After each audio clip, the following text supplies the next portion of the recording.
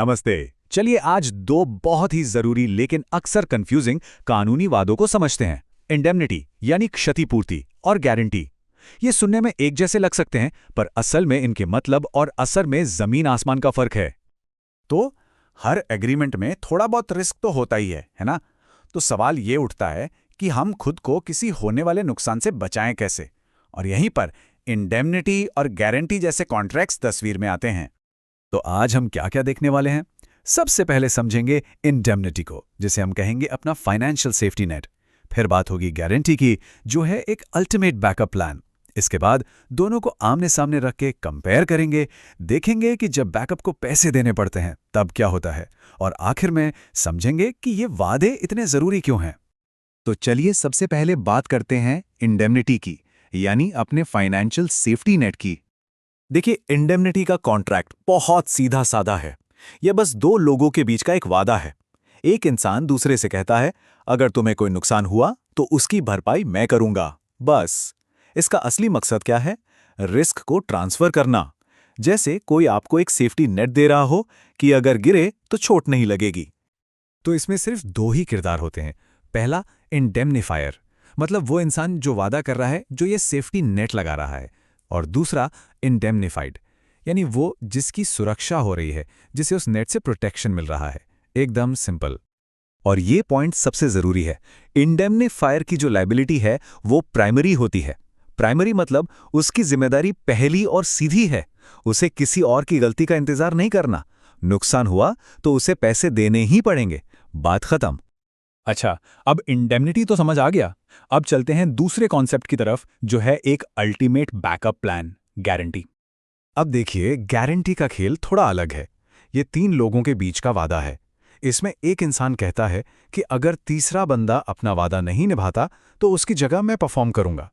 सबसे अच्छा एग्जाम्पल, जब कोई किसी के लोन का गारंटर बनता है। यहां मकसद कर्ज के लिए एक तरह की सिक्योरिटी देना है। तो यहां पर तीन प्लेयर्स हैं। पहला, क्रेडिटर, यानी जिसे पैसे मिलने हैं। दूसरा, प्रिंसिपल डेटर, यानी वो जिसने असल में उधार लिया है। और तीसरा, श्योरिटी, जिसे हम अपनी आसानी के लिए को-साइनर या गारंटर भी कह सकते हैं।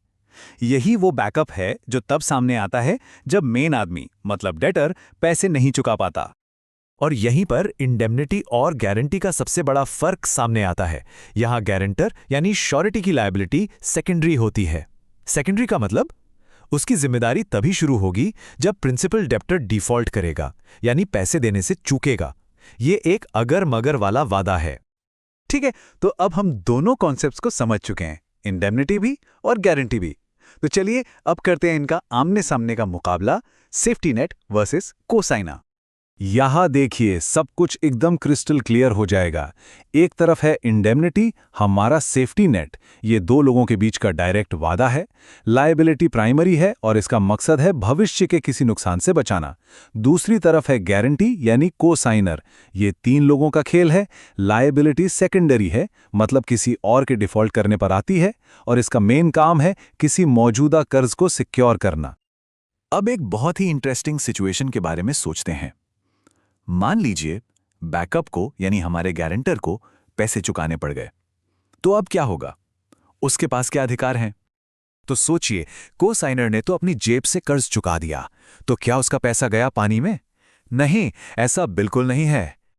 देखिए, कानून गारंटर को ऐसे ही नहीं छोड़ता। पैसे चुकाने के बाद उसके पास कुछ बहुत मजबूत अधिकार आ जाते हैं। सबसे पहले तो वो प्रिंसिपल डेटर से, मतलब जिसके लिए उसने गारंटी दी थी, उससे अपना सारा पैसा वसूल सकता है।